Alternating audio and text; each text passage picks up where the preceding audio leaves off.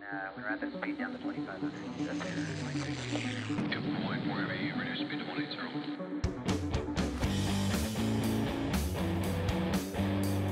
All right, BlackBox. so we're cooking? All right, cool. So welcome to the show today. I am ecstatic. I am just like giddy, like a little girl over here, to have an opportunity to interview one of my heroes, and we just met. So anybody that can make it through anything for 30 years, 30 what? 30 years. 30 years. We need to hear from them. So I have the honor and the privilege to talk to one of my brothers today, one of my fraternity brothers in the greatest fraternity of all, Sergeant Major Levi Wilson, United States Marine Corps, retired. Thank you very much. Thank you very much, Kenny. Appreciate that. Thank you for coming on the show. Thank you for having me. I got to know a little bit about you through one of our mutual friends, who said, you've got to have this guy on your show. And that was Vel. Yes. Our barber, right? Absolutely. Man, he's For got 16 years. he's got you squared away. For 16 years, he's been cutting my hair. Vel is an awesome guy. He's a great human being. Yeah, and if you, I'm going to do a little plug here for Vel today, that if you're guys who like a nice edge up, like myself and Sergeant Major here, or you just want a good haircut, go see King Cuts on General Booth Boulevard. And Vel and his crew over there are solid, just great people. Squared away. Yeah, they Absolutely do a good job, squared away. aren't they? So, I can't call you Levi. I'm afraid you might have me doing push-ups, and you're like, you can't, Kenny. I'm Levi. I appreciate that, but I'm Levi now. But yeah, you can call me PFC Porter. But I'm going to call you Sergeant Major if that's all right with you. That's okay. You're still Sergeant Major. Any guys over at ADS call you Sergeant Major? There's a few over there still call me Sergeant Major, but the squared away guys, right? All those former military guys that, like you said, come to the hallways. Hey, Sergeant Major, but most of them is Levi. So I want to just try to take people through what you and I have been through as Marines, and every service branch has its thing. Like we were talking about my son who went through Ranger selection. They have their thing. The one thing that I think the Marine Corps has done so well in its marketing, we'll call it that, but in its tradition, is how it set aside from every other branch that what we did as a common Marine is that every Marine was a basic rifleman, that their basic infantry skills were locked in, which I think did something to the mentality of a person who goes through the Marine Corps going, hey, if my number's called and I'm a cook and that's my primary MOS. Absolutely, you better be ready to go. Better be ready to go. Correct. Better be able to know how to patrol, land nav, but do your job well with excellence. But if that platoon sergeant in an infantry battalion has a man down and we got to fill a fire team, you needed to be able to step up and say, I've got the skill set to train next to these guys. And that what makes us who we are. Everybody's a Marine. Everybody's a Marine rifleman. And that's what keep everybody fired up, that no matter where you are, what MOS you may have, you are still a Marine.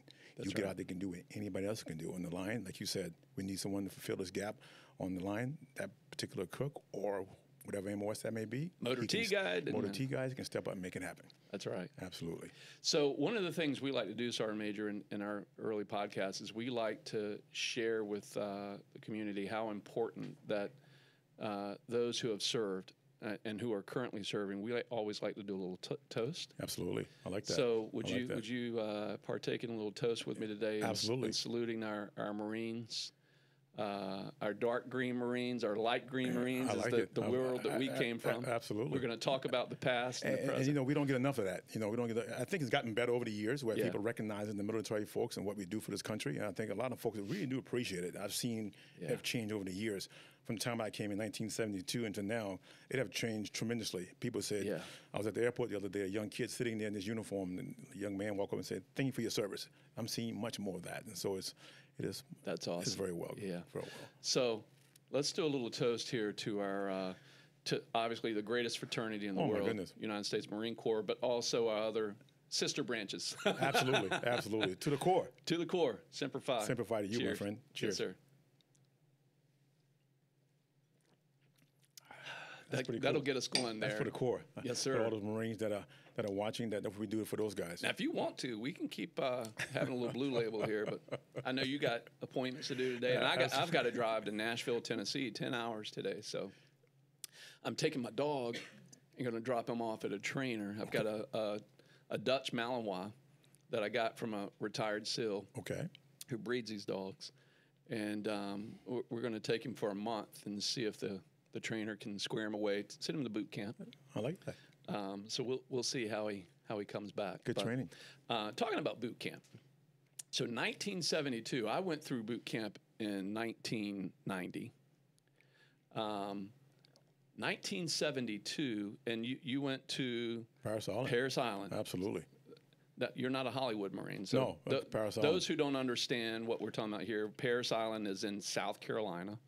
It's where the real boot camp is.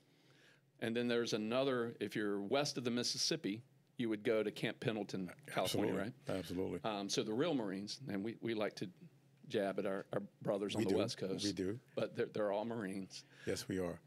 But Paris Island had something special, the aura Oh, boy.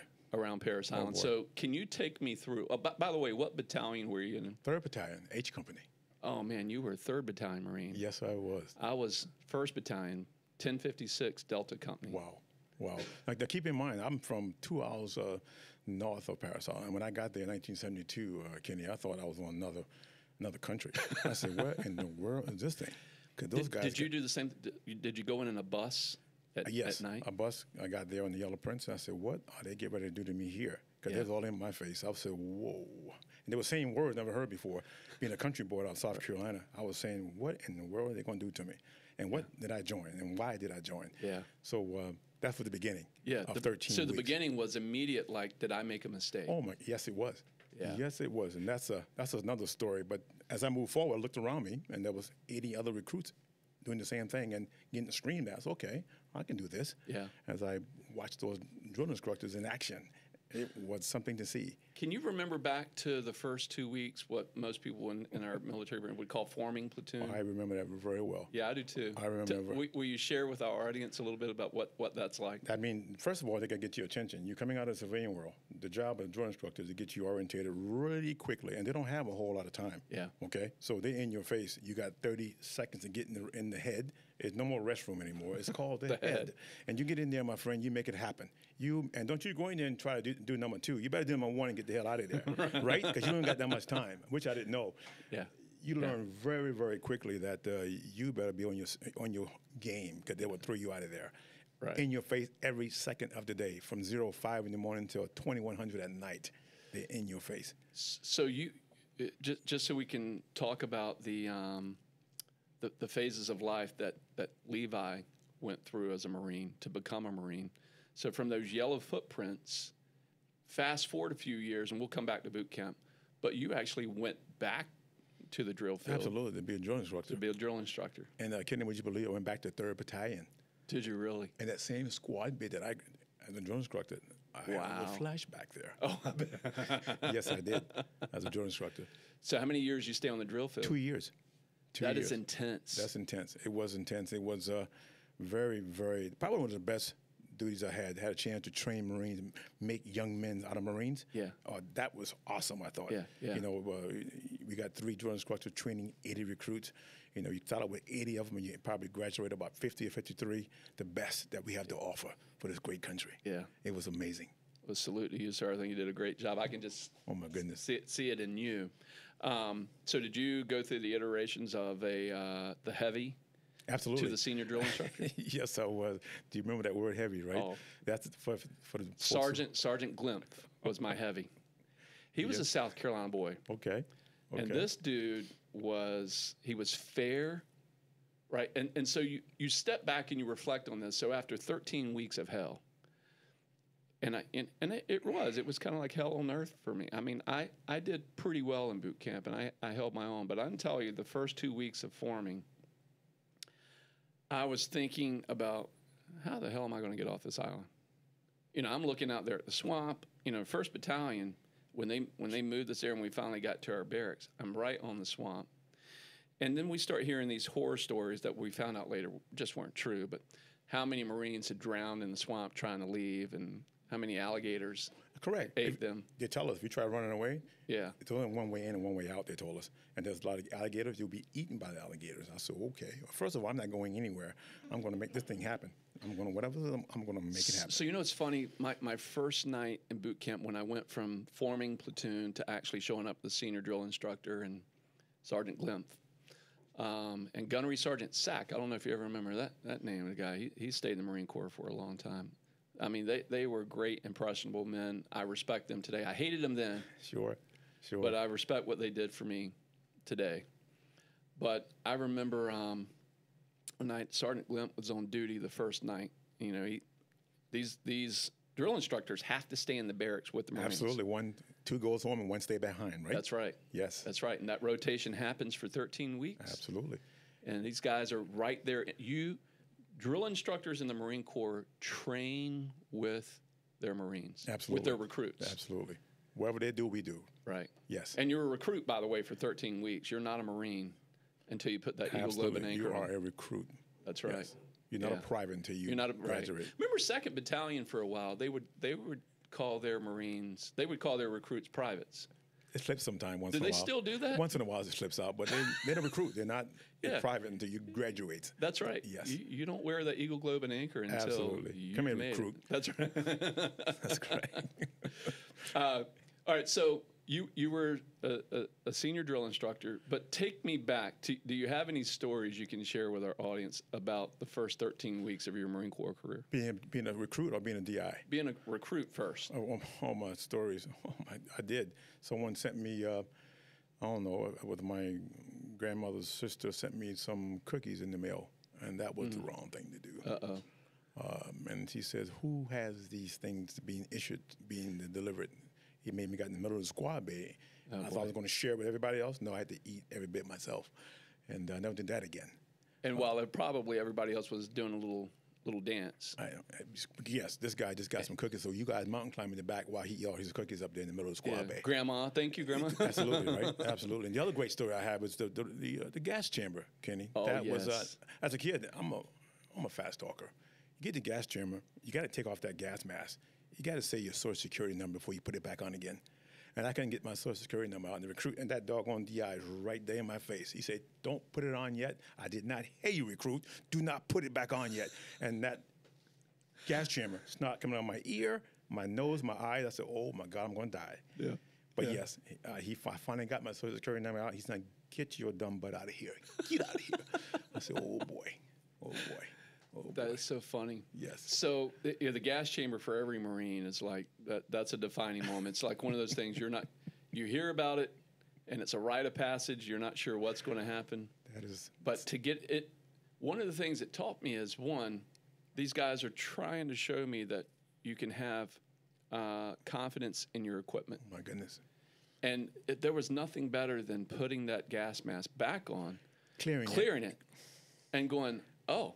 It works. I can breathe now without my eyes stinging, and then you get the experience of what you are doing to someone else. You know, if you launch that pod and it explodes and that CS, leaks. Oh my goodness! Yes, you're going to start leaking. You're in trouble. Yes, you are. Yes, and everybody gets an opportunity to have their nose and their eyes leak a little bit, and I think some people might even peed themselves. Oh, quite, no doubt at all. The other thing that I remember from boot camp, and we'll get into this into a business conversation, but a memory for me is going to the pool. And going to the pool and waterproofing our backpacks, with our A-frames and our war belt and our helmet and our rifle, and then jumping off, what is the platform? I forget how tall the platform is. Is it about 10 feet off the ground? As far as the pool itself? Yep. Well, first of all, when you go to the second week of training, which is pool time, right? The deepest part is 14 feet. 14, and the other, when non-swimmers go to the 3 feet area. 14 or 3 feet. Remember when we jumped off the platforms? Yes. with your pack, with your right, and you're like, wait a minute, you want me to jump in this pool with all this gear on, and I'm going to swim? And I was a pretty good swimmer. Now, a lot of our dark green Marine friends, and there was about 5 or 6 in my platoon who could not swim. Right. And I'm like, why did you enlist in the Marine Corps? You better know how to swim. And they learned how to swim real quick, but I saw the confidence in these guys who couldn't swim, that their equipment, if maintained appropriately and packed appropriately, they could waterproof those packs, and it was like having a life vest on. Exactly right. He can float all day long. That's right. And so I remember going down, jumping off that platform. I 3, 4, 5 meters. It was ways up there that a 14-foot pool. Oh yes, it's coming we down. hit the bottom. Yes, you're going straight to the bottom. And they were like, "Don't you push off? Don't you push off the bottom? You'll do it again. Yes. You wait." So all I can remember is just like, okay, I feel myself going up. I'm going up, and it was like a buoy. I popped up on top of the water, and all I remember is the instructor in the pool going, "Lean back, bicycle." There you go. And you're floating all day long. Nice I leaned back, laid my rifle. I'm like, I can't believe I'm doing this. And I started doing the bicycle and just did a little cruise across the pool. And it cured me from having any fear of the water with anything on me. Like today, I have no problem jumping in the water fully clothed. And I'm already thinking in my mind, okay, I may have to tuck my blouse in. Sure. I may have to do a little. Right. And give myself some flotation. But the Marine Corps took you through a process of breaking you down, bringing you down to the bare minimum, and then going, let us show you how to be a confident person in many different types of situations. So now that I get a chance to talk to a drill instructor who's been through the drill field, you did it as a Marine once.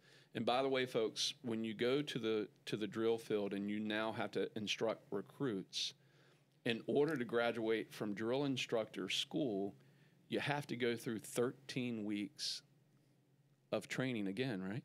The DI school is 8 weeks. 8 weeks. I'm sorry. No 8 worries. weeks. 8 weeks. You have to go through 8 weeks of basically boot camp all over again. Teaching yourself, they train you how to take care of recruits. That's right. How to train recruits.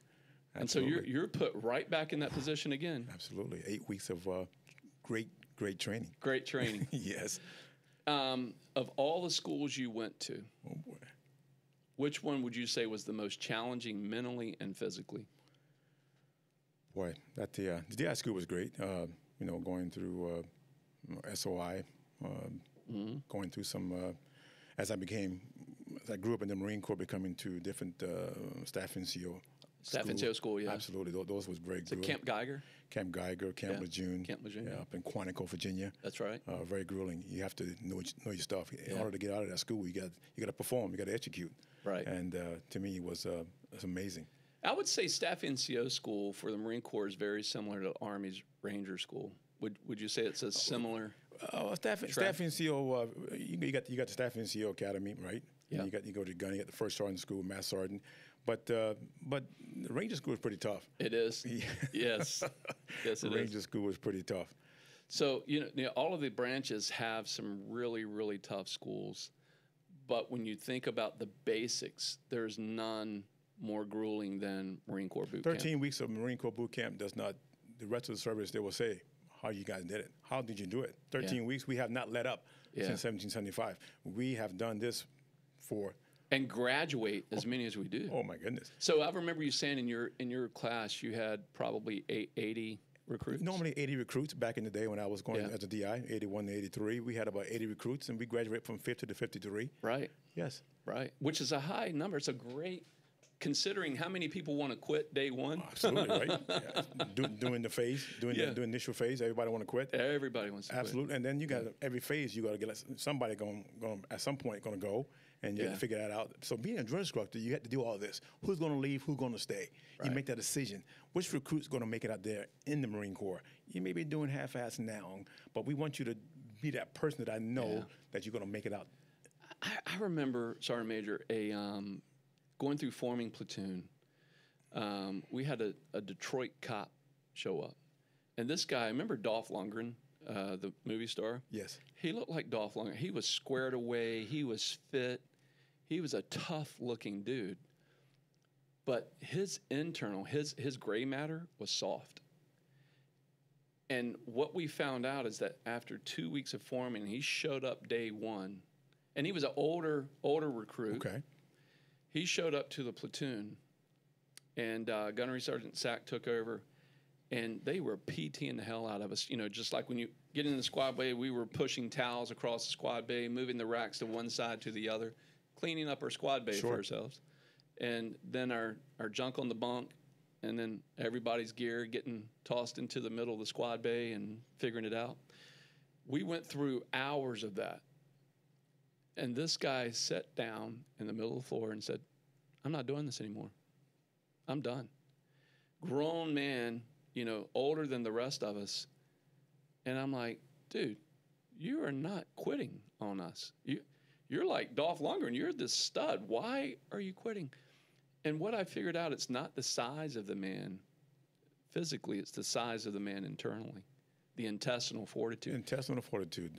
The guy who seemed like the biggest stud in our platoon, gone.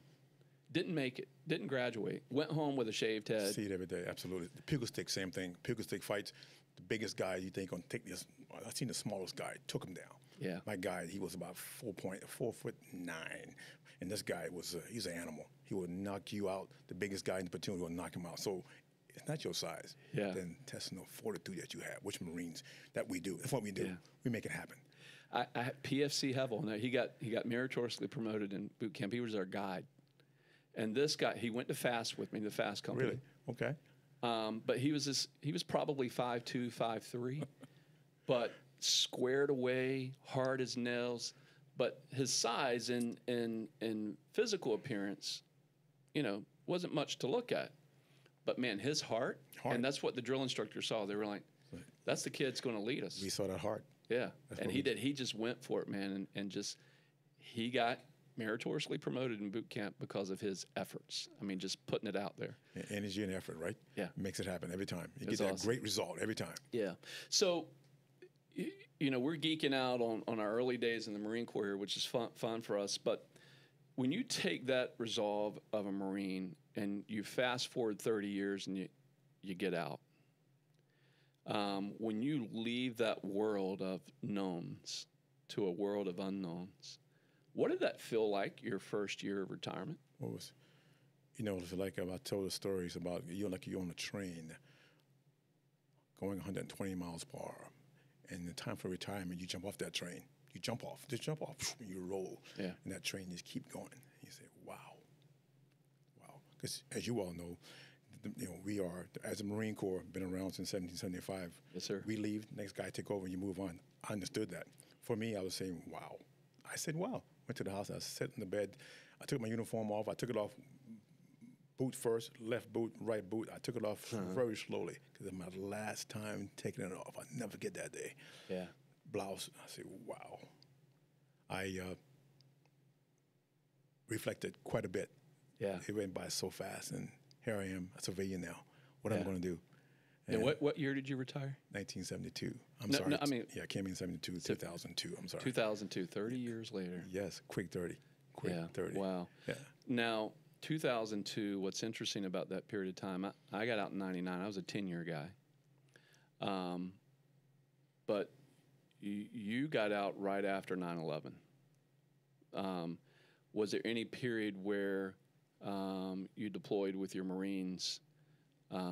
Did you end up having to go to Iraq or Desert Afghanistan? Storm, Desert Shield. Desert Shield. So Desert you got the first phase. That's correct. I got the first phase. The first ass whooping. Correct. 89. Yes, but we left with 1st Recon Battalion, Charlie Company, and we left early 89 of August. I remember, and we stayed there until about March 17th of 90, I believe. Yes, that was a great experience. What a great experience being over those Marines, making it happen. So you were in 72. Let me think through some campaigns. So we were talking about the unit that you and I both served in, FAST Company, which is the Fleet Anti-Terrorism Security Team. That's right. Was created part of Marine Corps Security Force Battalion. What a fun, great unit. A lot of great training there. I've got a lot of team buddies, right, and some clients who are team guys. with the SEAL teams, and I tell them, yeah, I was with this unit fast, and we were high speed, low drag too, and I asked them, I said, do you know what FAST stands for? And they're like, no, what? No. Fake ass SEAL team. That's who we are. Right. So, you would see these guys out at Chesapeake. They'd come to our range. Sometimes the old days of Dam Neck. Sure. We had the rifle range, right? And so we'd go to Dam Neck, and the sailors would have to wait for us to finish. And so I'd see these guys out there, and they're like, who are these jarheads walking around? Back in the day, we could wear flight suits, right? The Nomex flight suits. Right. And, we thought we were the bee's knees, man. And Yes, so indeed. we had our little MP5s and our Right. 9mm, and we thought we were like the next Delta guys. Sure. But it was a lot of fun, and we did get some great training, and it was a lot of fun. But I like picking with my Navy buddies. I bet. And we had some great missions too, by the way. Yes. Yes. Yeah. So going back to 1983, where that unit was kind of birthed from, was a kind of a black eye for the Marine Corps when the Beirut bombing and the Marine barracks was attacked in a terrorist attack, and we lost it was a few hundred Marines, right? I don't remember the number, but it was quite a few. It was Yes. a big blow to the Marine Corps during that period. Terrible loss. You were in during that time. Do you remember where you were? When I was at Paris Island. I was a drill instructor. You were the drill instructor 81, 83. there. Yes, I was down in Paris Island. Wow. Did you share that with young Marines when that happened? At that time frame, telling recruits, giving some ideas of what we do what we do. We got attacked. The seriousness of the job. The seriousness of the job, right? Yeah. We just got attacked, and a few of our Marines got killed. And at some point, we'll make it happen. We'll retaliate and find those who did those bad things to us. Right. And that's why we train so hard. That's what we do. What we do here, guys. Pay attention. Do what you got to do, and get out of here with some great training so we can go forward and make it happen. So that was a big event. Were you? Do you remember Grenada? Were you in during that? I was time? in. Yeah, I remember Grenada. I was in, but didn't get a chance to go. Didn't get to go there. Not at all. So there were some things during those campaigns. It was the point Somalia I'm making. too, by the way. Somalia was Absolutely. a real. Yeah, FAST had a little couple incidents there in Somalia, the K9 compound, and then the bypass over to the airport. Yes. It was a little wild, but. Compared to the last 20 years that our Marines and sailors and Army brothers and our airmen, and my oldest son's a Coastie, so I spent 6 weeks with the Coast Guard in Port-au-Prince, down in Haiti. In Port-au-Prince, Cuba. Haiti. Yeah, doing the Haitian repatriation. I spent 2 years in Port-au-Prince here at the American Embassy. At the American, From 75 to 77, yes. Wow. And there was a time during the 90s where actually FAST had to come in and provide additional security with the, I think it was 97 maybe. I don't remember. Haiti have a lot of history with the Marines. Yes. Right? Way back, right? There goes the Marine. Yeah, from 1919, 1939, Marines spent some time in Haiti. Well, the Marines occupied that side of, Haiti is right attached to Dominican Republic. Right next door. Right next door. Same island. Yeah. It's amazing. What's interesting, have you ever looked at a satellite image of Haiti and Dominican at night?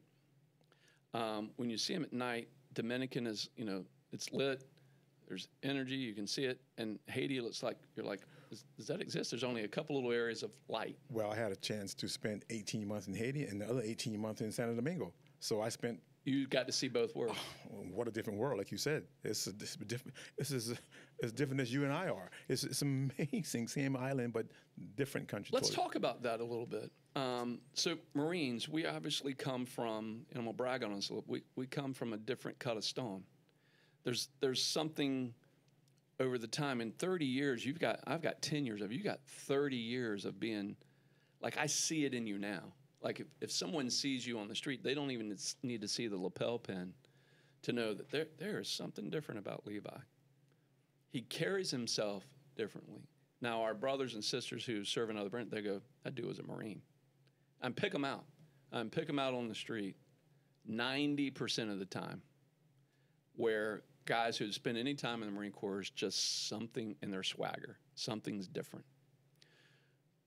But what did the Marine Corps do so well, in your opinion, that could make men out of boys And what do you think, if we can correlate that to Haiti versus Dominican Republic? That's a good one. And serving there, what's going on in the human mind? The discipline that we have. The Marine Corps, we focus on DISCIPLINE. Yes, and spell that. Discipline, sir. Discipline. Correct. Discipline. The Marine Corps is huge. You had to follow orders, my friend. Do what you're told. Yeah. You know, one of the things that I come across as a Sergeant Major, had a meeting with a bunch of Navy Master Chiefs, and they asked the question, Sergeant Major, how do you guys get the Marines to do the things we force regulations? The Navy, the Marine Corps we all have regulations. Sure. What the Marine Corps do, we force regulation. Right. We're enforcers. You do what you're told. If you don't do what you're told, you got to come see me. Yeah. You're going to have to come see me. Simple as that. So what makes a difference in the Marine Corps? We enforces the discipline. Yeah. Diplomacy, being a gentleman. We fight hard, but we are still a bunch of gentlemen. We Semper Fi, always faithful. Right. But we will come find you. We will definitely That's come find you. And if you pick on one, you're picking on all of us. Absolutely. Even I can think of guys in FAST that I served with, and there were some who were short timers disease.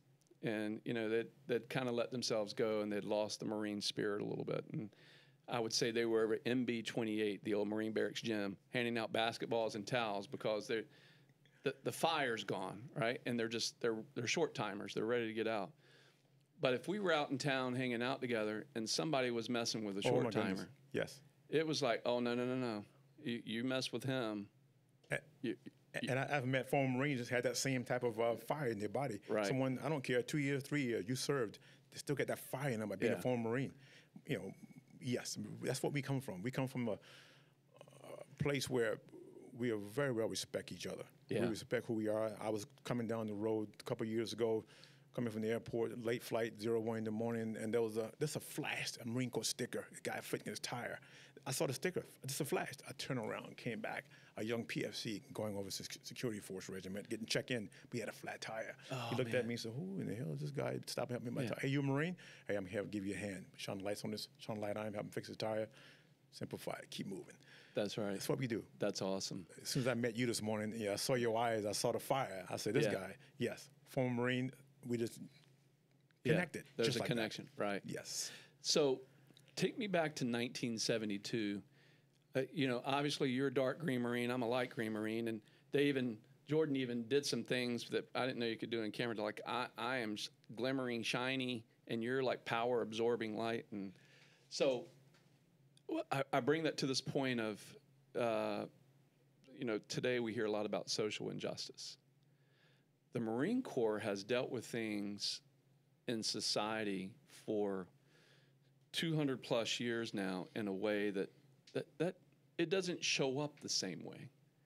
That we were taught that when you're as early as boot camp, where we got this thing called light green, dark green Marines, that there was no race, and you were all recruits, and you were all part of the same team. Same team, same organization. Same organization. What makes it different, Porter, is that, Kenny, is that.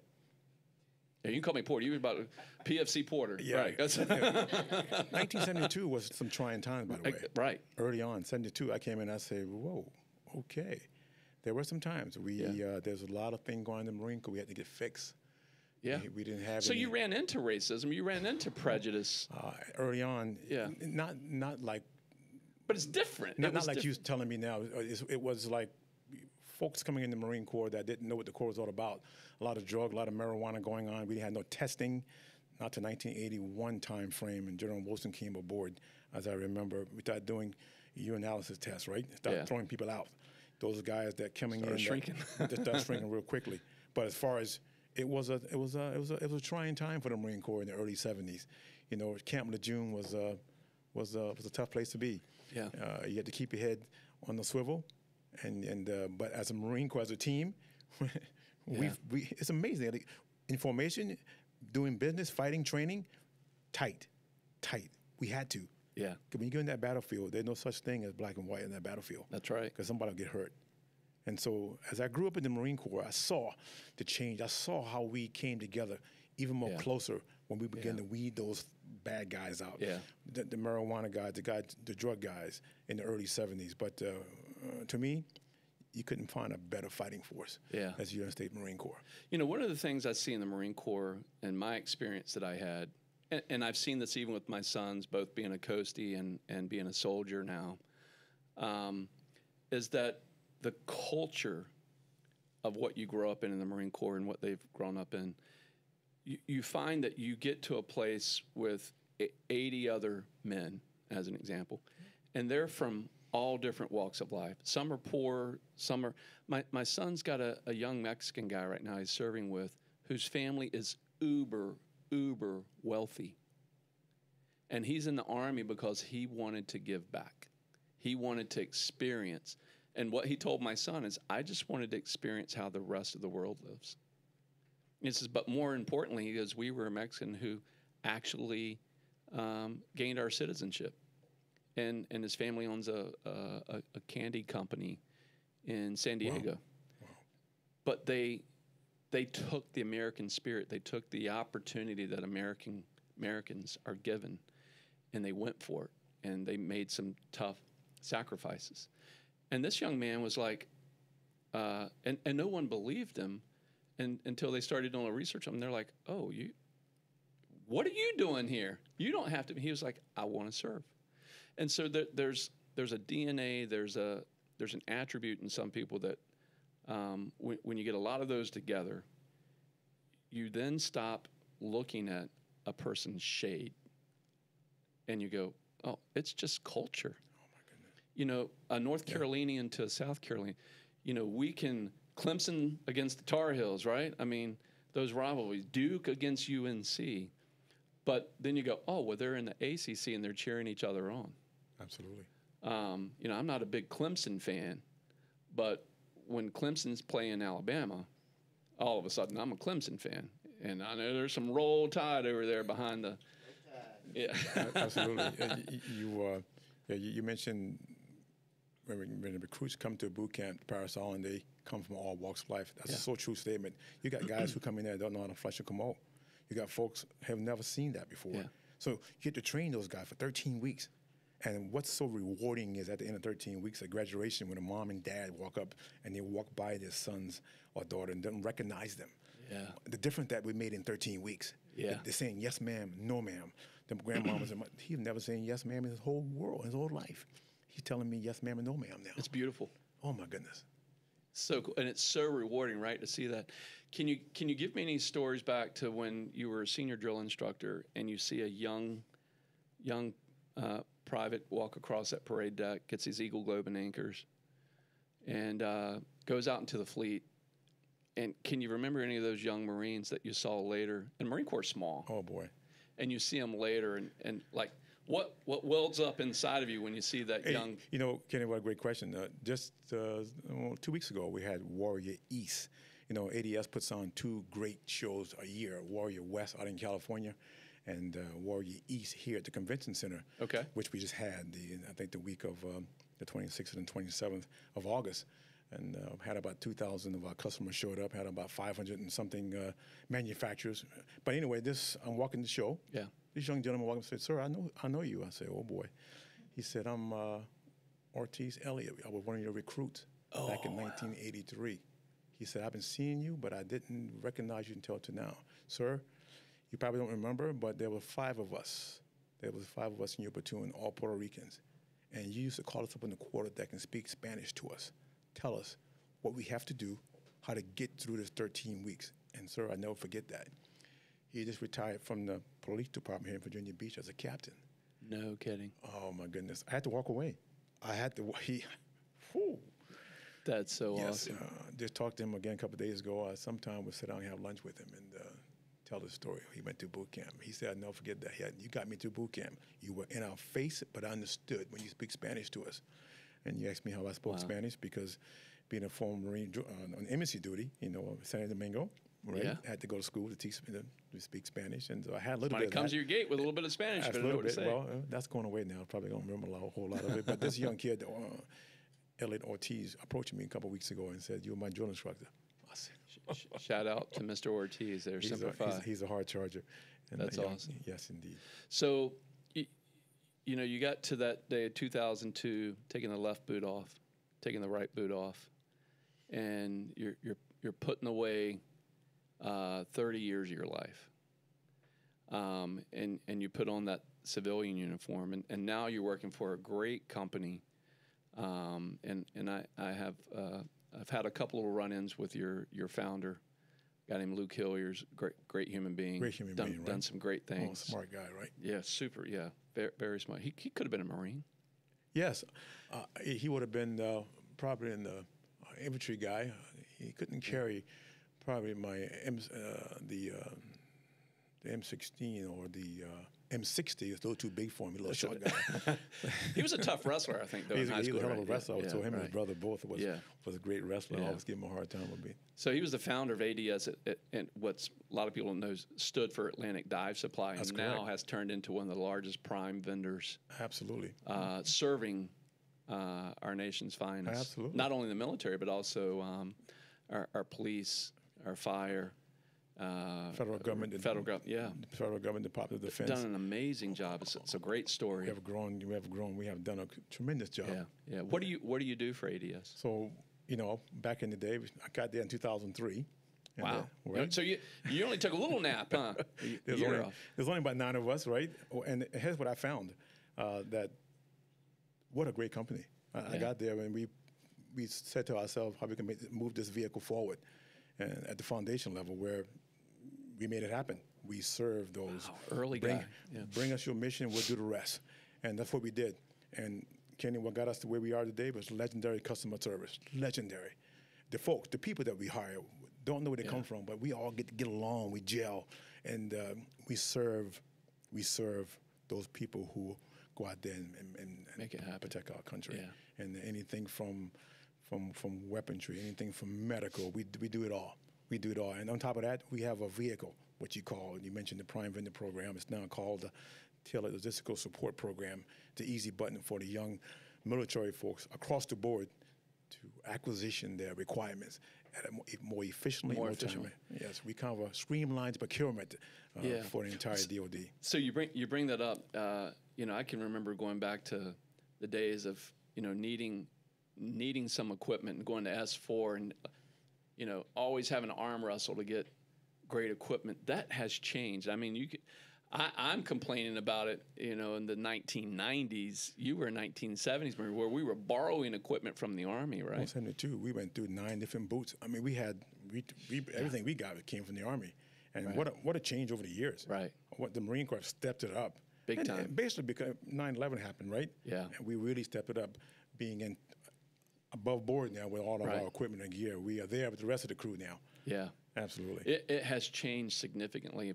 Just staying in touch with guys who stayed in, even some of my buddies who have served in other branches, seeing how well that companies like ADS have come online to just make the government more efficient. Taking private enterprise to say, government, here's some things we do in the private enterprise that we can show you how to do better. And taking a step forward, not only just trying to install somebody, boots and socks or pouches. Solution. We get into the solution. What's the solution behind it? Yeah. Correct. What's the solution? Finding out and solving their big headaches, their big problems. Yes. I talk about it in finance being process over product. Can we create a financial process that takes the products that are necessary to make the process happen? But you could have all the right products, but a horrible process. It's like, oh my goodness, you can give a civilian an M16A2 or an M4 or an M14. You can give them that and say, hit that target. And they're going to go, how do I do that? And they have the right product, but there's been no process. Oh, good point.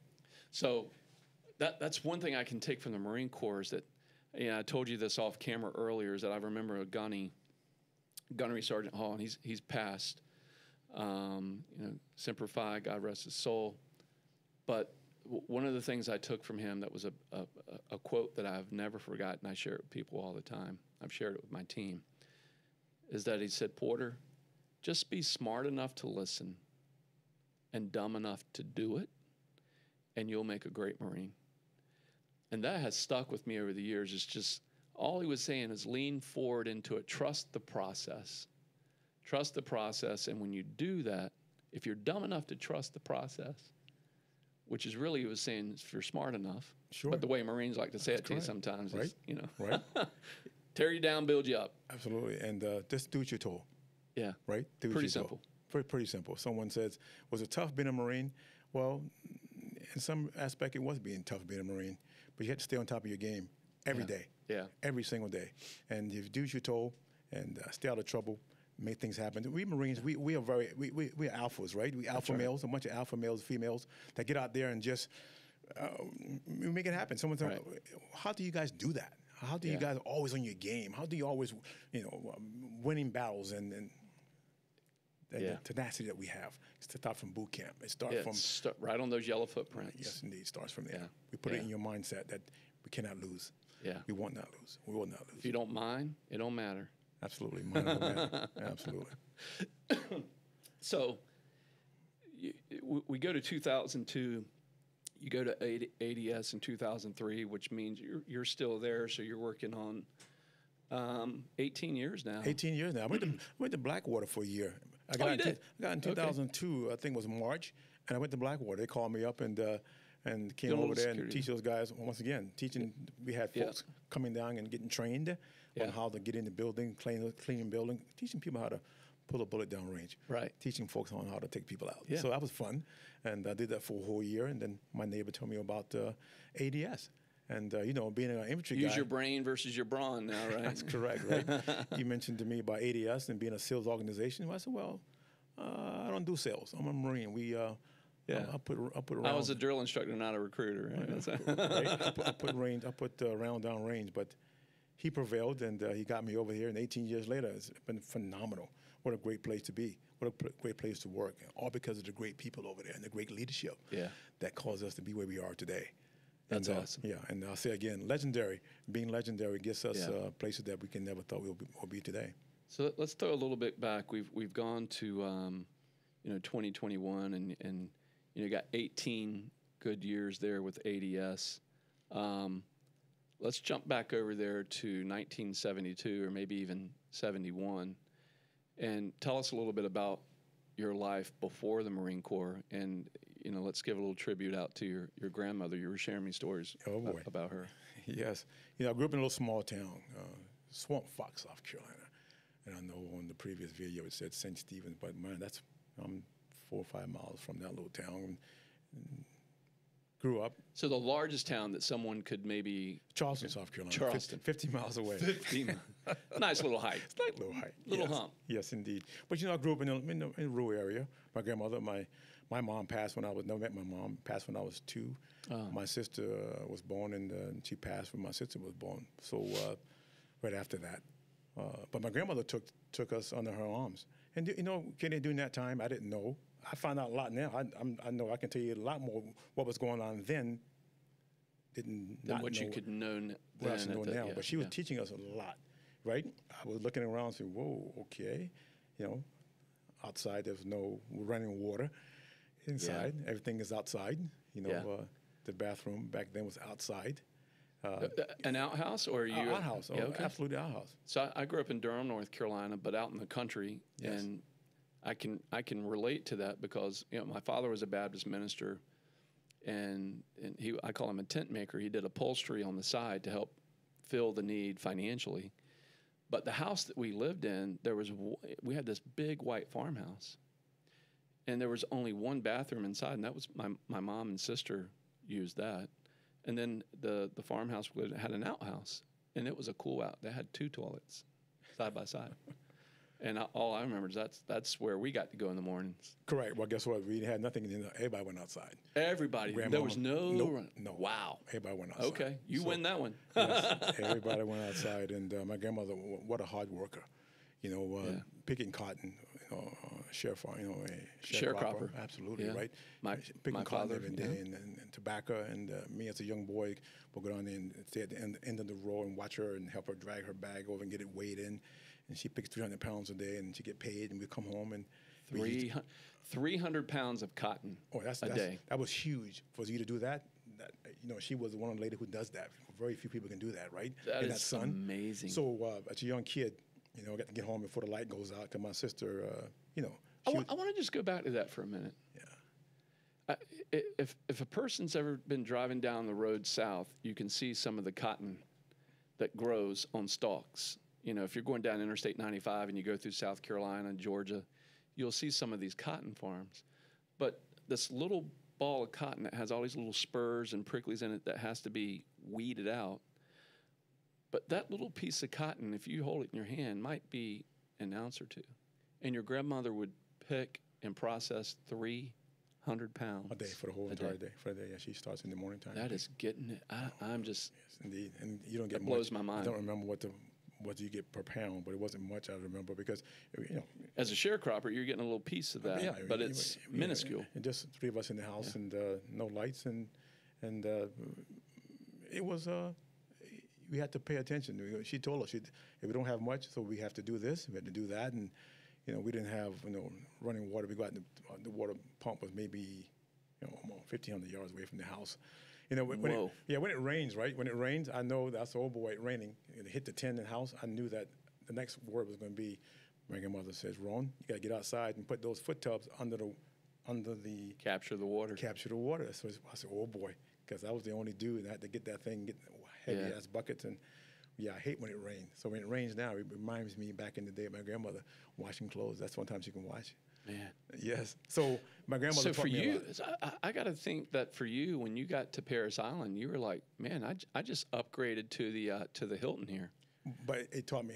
Here's what I also knew, that I couldn't fail. I could not fail. I couldn't have nothing. I couldn't have nothing to go back to. Right. I couldn't call back and say, "Hey, Grandma, I'm coming back." I could not fail. My whole time in the Marine Corps, I didn't have that thing in the back to go back to. Yeah. I had to move forward.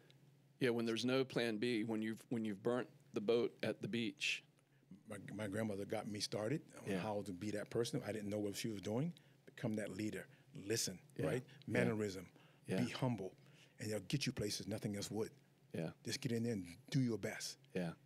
And do what you're told. And don't try to do anything other than what you're told, and you'll be okay. Man, I think you only know one speed, and that's fast, right? You're just on it. I can see it in your eyes, but you grew up in a way where you're like, can't go back to that. I can't be defined by that. I can be defined by what I can affect today, by my behavior, how I respond to challenges today. And so when we talk about that, if you could encourage people out there listening to your story and growing up with very little, poor, right? There's no other, just by that definition, it was poor. What would you encourage an audience with today, that if you give them some glimmer of hope, maybe they're watching this today or listening and they're going, man, you guys talking about this Marine Corps thing, and maybe they don't have an opportunity to be in the Marine Corps, but they still have an opportunity to change this, right? Absolutely. The gray matter between the years. What would you encourage them with? Where you come from, where you got started doesn't define you. How I grew up, it's back in the early, boy, didn't have much. I knew that there was more out there. Never give up hope. Never give up hope. Discipline, and your mannerism, get you places. Those who are there who are trying to find their way, just take one day at a time. Find that place you want to get to. Find something that makes you something you want to do. The military didn't come to mind until I found out that someone said, well, college. My grandmother said, we don't have no money to go to college. That Benedict College in South Carolina, I wanted to go there. I said, okay, I got to find a way to get. I did not want to stay there.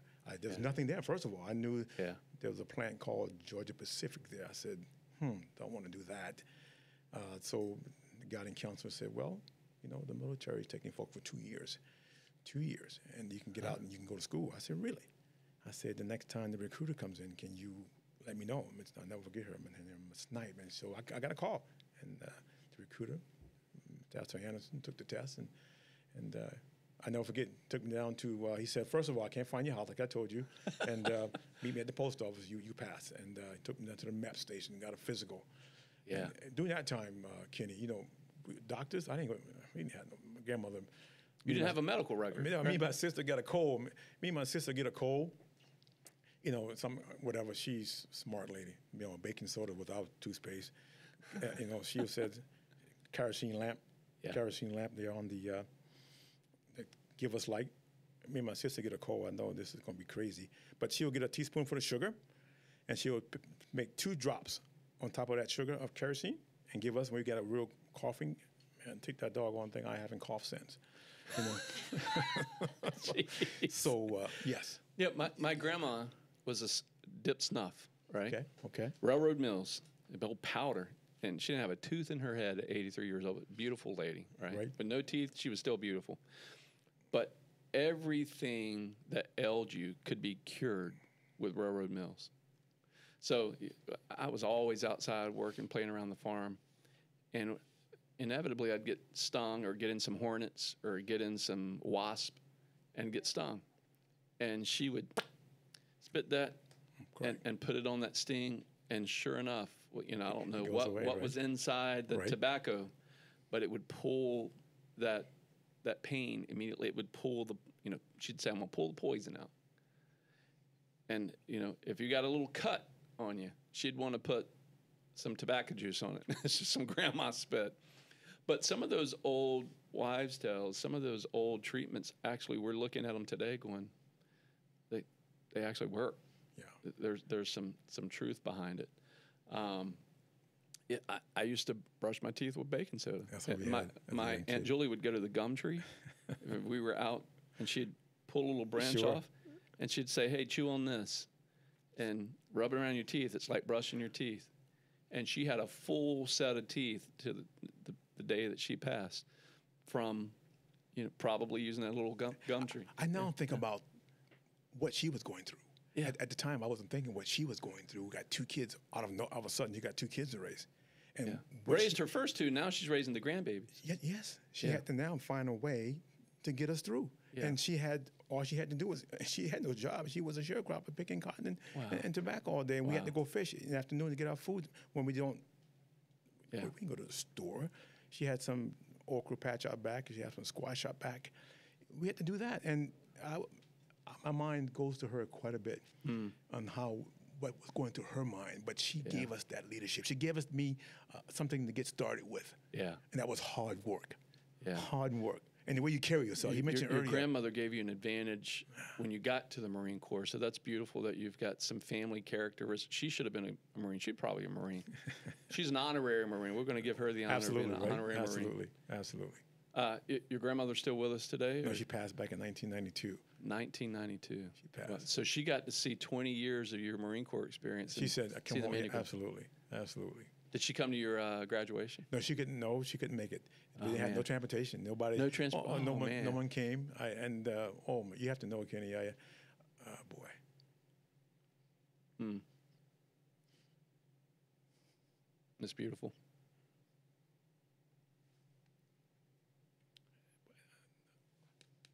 I know she wanted to come. Yeah. She was there in spirit. She was in there. Yeah, you wasn't supposed to mention my grandmother's name. Yeah. Hey, honor and salute to her. Yeah. And you know how proud you were. You went to your son's graduation. Yeah. I can imagine my grandmother. She wanted to come, but she couldn't be there because of, I thought, those things I think about now. The proud. I know she was proud, but. Hey, Marines can cry too. That's all right, right? Absolutely. That's awesome. Yeah. That's all right. But you're right. You bring it back to my son and seeing him walk across that parade field. Oh my goodness. Yeah. Cool times. Proud, man. Proud. Yeah. Right. And my grandmother, I can tell, she got me out of that little town and came out here and did something. Yeah. And once again, the family, the Marine Corps family, the ADS family. I don't think they even know how proud I am to walk in that building every day and see those great people over there. Part of my family, they don't know. Yeah. That's beautiful. But, that's something that, again, attribute back to family and those core values. Yes. And not CORE, but also CORPS. Right. And they correlate. And I think that's probably why you excelled so much, is because of those traits that your grandmother had. Those are founding traits of Marine Corps and those values and esprit de corps and Semper Fidelis, always faithful. Yes. And that meant sharecrop. My father grew up a sharecropper in Dunn, North Carolina, just across the border from South Carolina there, down by old Fort Bragg. Yes, Raleigh-Durham area. It's that area real well. And so hearing those stories from my dad, and his mother passed at 17 years old. His father was in a sanatorium, with TB. And so he and his twin brother were responsible for carrying on the farm and carrying on the basically keeping the wheels on the bus is the way I like to describe it. And there were 9 of them. Wow. Right? He and his brother, they were one of 9 kids. My mom was one of 9. And, going back to those periods, Sergeant Major, it really makes me think about, was that really the best of times? Living that way and growing up that way, was there just a different intestinal fortitude that we were taught and that we got to see? And I'm asking myself this today: have I made my kids soft? How do we get that to the next generation? That spirit. The question always comes up: do the Marine Corps have to change at all? We've gotten smarter, I believe. Okay. We've not changed. Our boot camp is still 13 weeks. Things are still running the same. I believe I won't tell the audience that the Marine Corps, since 1775, we've been winning battles and making men and women, and that haven't changed at all. So as far as us thinking that we change or the way we raise our kids, no, not at all. Things have changed. Yeah, society have changed, but the grit of how you raise your kids and that haven't changed. You have the way of making sure that they grow up the right way and they understand life itself. Right. I think that's still there. I mean, for the Marine Corps, it's definitely still there. As I go out, and I'm still seeing Marines every day, by the way. Go down to Camp Lejeune, Camp Pendleton. I still hang out and talk to Marines, and they tell me their story. I can see the fire in their eyes that they still want to be the That's most awesome fighting force in this doggone world. Now, you've got a really good friend who is now currently the Sergeant Major of the Marine Corps, Sergeant Major Black. I met Troy Black, absolutely. You want to tell any stories on the Sergeant Major here that we can? Well, he was when I was at Security Force Regiment. I was the Sergeant Major over there. He was at Second FAF, one of the company gunnies. I knew then, very strong-minded young gunny, right? I was sitting in my office one day, and he said, he came out and said, Sergeant Major, let's go. He said, get the CO and let's go. I said, whoa. I said, this gunny telling me let's go. I went over to Colonel Cahill and said, hey, sir, the gunny wants us to come go. He said, where we going? I said, sir, let's go. So what he was doing was practicing convoy. When I get outside, there's about 6-7 Humvees out there. The CO got up front and he got on the doggone interstate and he was practicing patrol. He decided to come get us. Didn't ask before he got over there. He just came and said, Sergeant Major, let's go. I said, okay, this gunny got it going on. And here he is, the Sergeant Major of the Marine Corps now. Great guy. I think that's something we can encourage young people with is that, rank is in the Marine Corps, obviously from a private to a Sergeant Major, from a lieutenant to a general, that those are just time and service merits for doing a really good job. You rank up. But one of the things I can remember about the Marine Corps that even I'll brag on our officer corps a little bit. Major Polovic. Major Polovic had a great influence on my life. There was a period in time at Fast Company where our gunny got in trouble, company gunny, and messed around with a young female, and he got relieved. Well, at the time, I was a young corporal, and I was going through CQB, so I wasn't really attached to a platoon yet. And the XO knew a little bit about my college background. He's like, hey, Porter, you've got some skill sets, some management skill sets. He goes, I don't want to pull any of my staff sergeants out of the platoon. And he's talking with the first sergeant there. Absolutely. You're going to be the honorary company gunny for a couple of weeks, and you're going to run the rear. You're going to stay in the rear with the gear and run the day-to-day of the company. And you're going to do formation. And he was like, so square yourself away. Make sure you understand how to manage a company of Marines. And I was given a billet as a E4, as a corporal in the Marine Corps, that had the billet, the job of a company gun at That's E7. pretty, yes, that's huge. And I ended up getting a NAM for that, That's huge. a Navy Achievement Medal, Very well. for that 6 weeks of doing that. And you talk about the confidence builder of a Marine officer and a first sergeant in the Marine Corps going, hey, young buck, we're going to give you a shot because your turn's up. The gunny went down. It's like losing a man in the platoon, and he's like, you're next up. You've been trained. Huge. He's just got time and service on you. He's got rank on you. But you got to bill it. You got a job to do. We need you to do it. Next Huge. man up. Huge responsibilities. That's fantastic. That was one of the best things that ever happened to me in my whole Marine Corps That is experience, is fantastic. given that responsibility. Yes. And that XO, who later retired as a colonel in the Marine Corps, he had his undergrad from Harvard in economics. And I was like, sir, what are you doing in the Marine Corps? He was a force recon guy. You know, got his gold jump wing, Sure. scuba bubble. Sure. He's all studded out. He's like, Porter, right now I'm using my brawn, right? This is fun. One day my body's not going to want to do much of this anymore. So I need something to fall back on. I need the brain. And he was like, that's what you need to think about in this next stage of your life. And just having that kind of influence, having that kind of leadership, Marine Corps has been great about that. One of the things I'll share with the audience that you can speak to, and I'm sure the Marine Corps still does it today, is required reading, right? Yes. PME, we call it, right? PME, that's right. So can you share with the audience any books that you've read over your career that you would say, this had a massive impact on my life? Yeah, back in the day, Green Side Out and Brown Side. Remember those books? Yes, sir. Oh, my goodness. You know what? Coming from where I came from, didn't do much reading as a kid. Right. But the Marine Corps got me started on how you got to, as you grow as a leader, you got to find out what the history and how do you, to me, that got me started, those two books. Yeah. Yes. Green Side Out, Green Side Out. Is that available like on Amazon? Yeah, you know what? That's a good question. I'm pretty sure it is. We'll look at, if it is, we'll post it up there and let people look Yes, back man. at those early oh readings. my goodness. Excuse me, Go ahead. That's all right. Our leadership style back then have changed over the years, by the way, Sure. too. You know, we call them guided discussions. We used to sit in little circles back in the early 70s and talk about leadership and talk about things that we can do better. Yeah. What do you think about this? We call them guided discussions. Our schools have gotten better over the years. But yes, it keeps you in the game. It keeps you what my Marines are thinking, because I can't do anything without my Marines, right? That's right.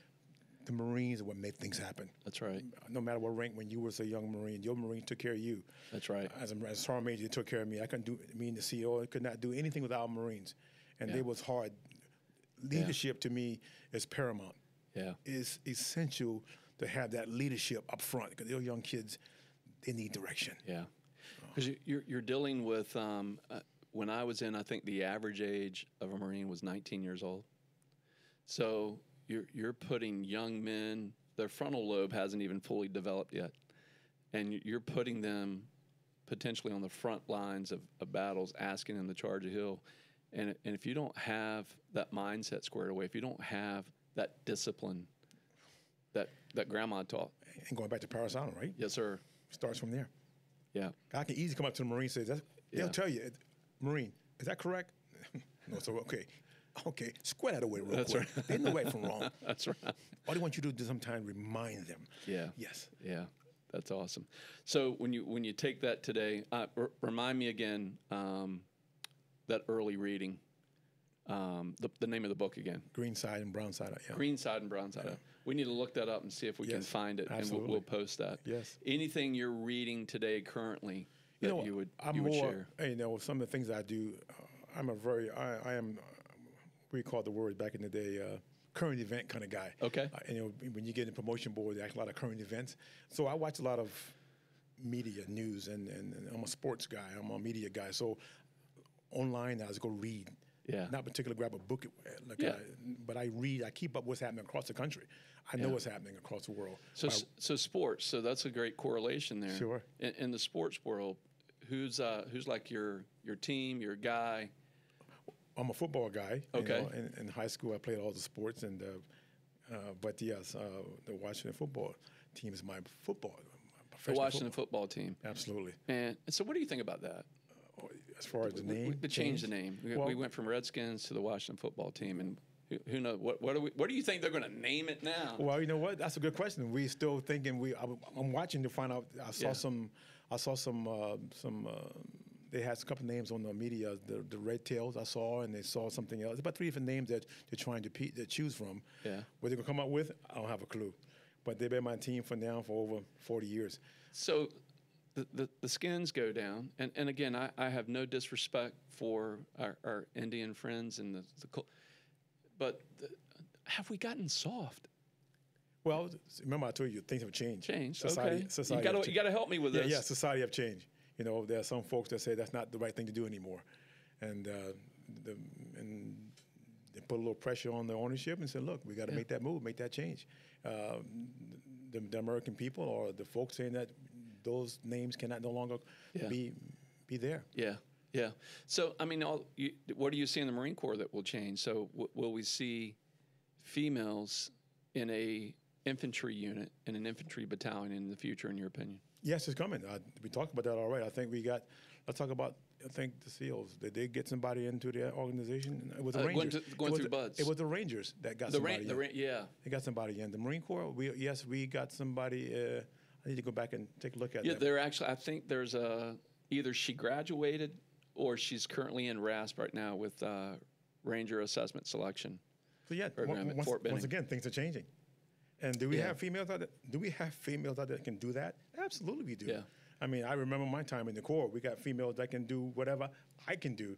Keep up, packs, whatever I can do, they can do. Yeah. So yes, I mean. So as long as you're not changing the standard where everybody gets a trophy. Absolutely.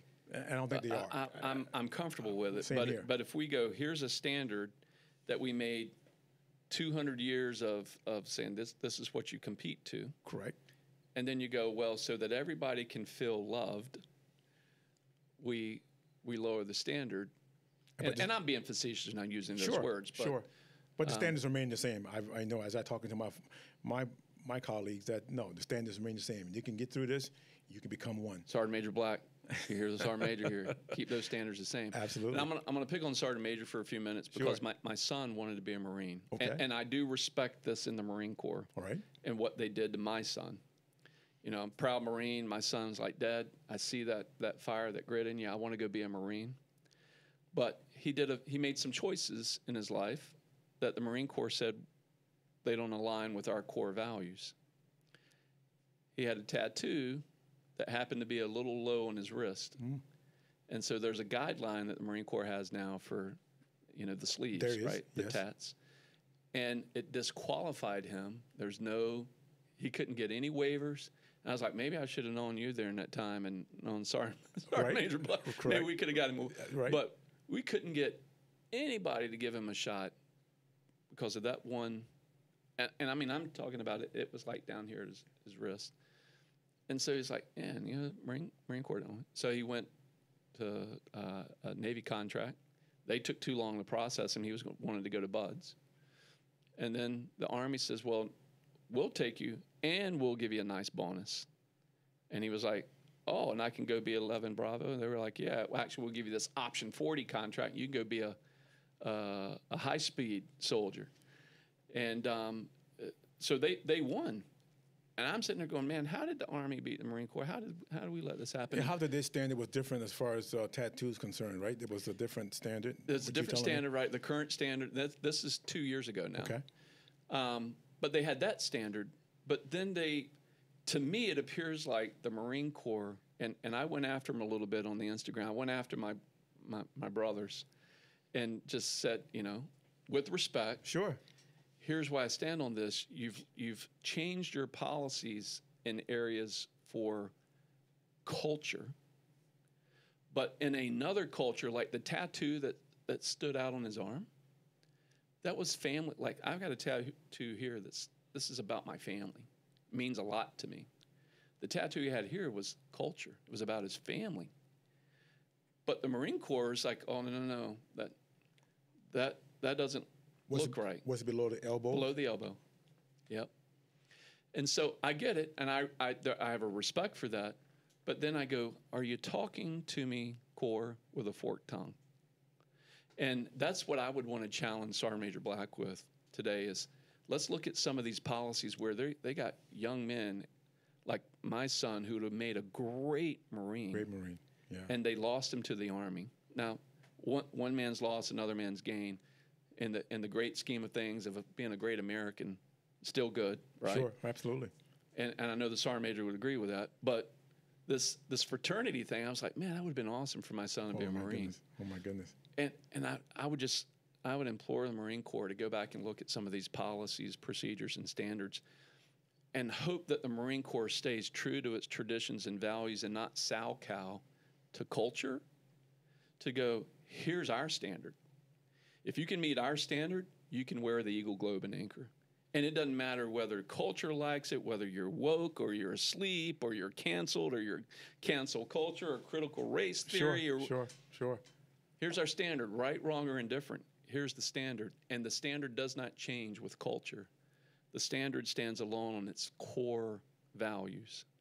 And that's the Marine Corps. I know it's the Marine Corps you remember. So I hope Sergeant Major Black listens to this last part of our podcast. Absolutely. Where I'm like, Sergeant Major, come on, help us with that in our brotherhood.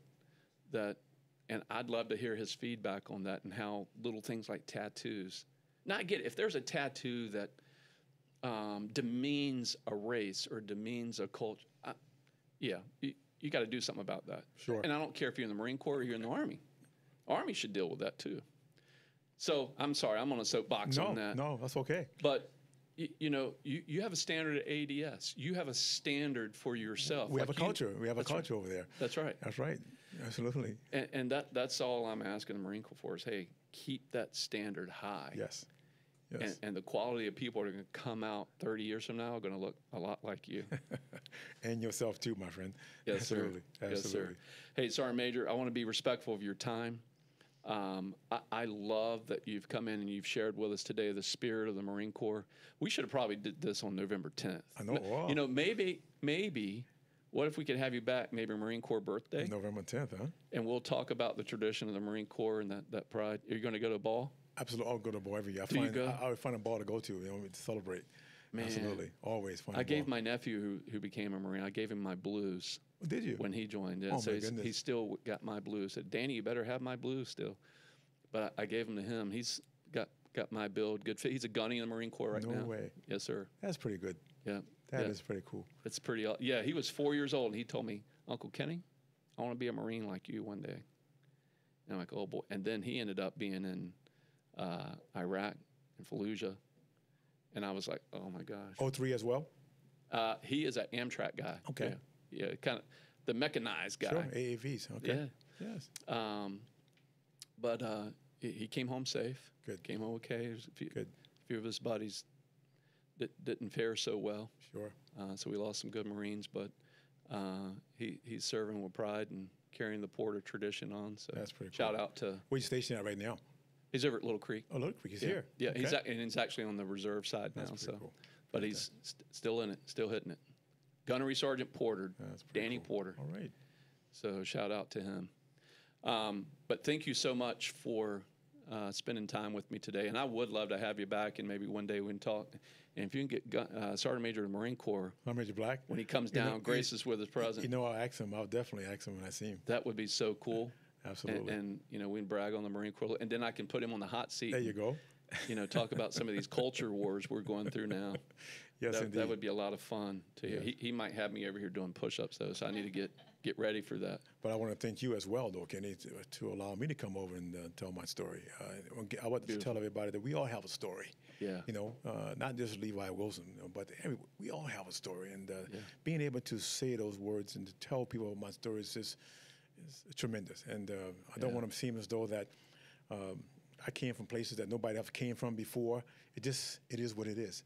Yeah. And I like to say that doesn't define me, but I have prevailed.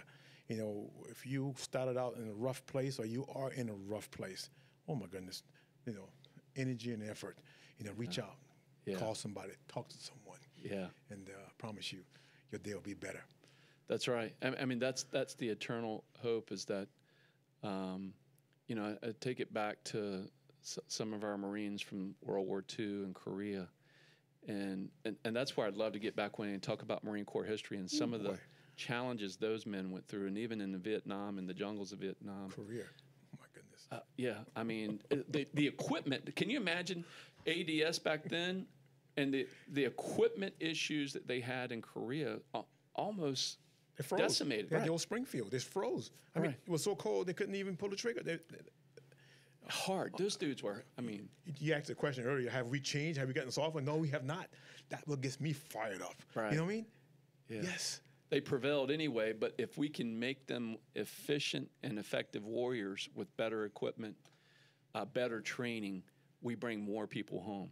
So that's a shout out to ADS. You guys have done a great job of helping innovate equipment and assets that Marines and sailors and airmen alike, even our coastie boys. Absolutely. Bring us your mission, and we'll do the rest. That's what ADS right. does. We do so well.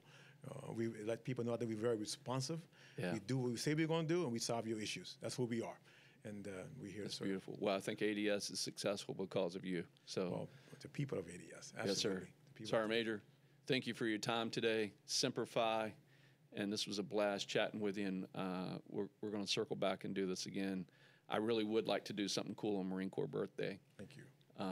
So November 10th. Thank you, sir. We'll talk about that. Thank you. Semper Fi. Semper Fi to you, my friend. Thank you. Yes, sir. Thank you. All right. That's a wrap. That's cool.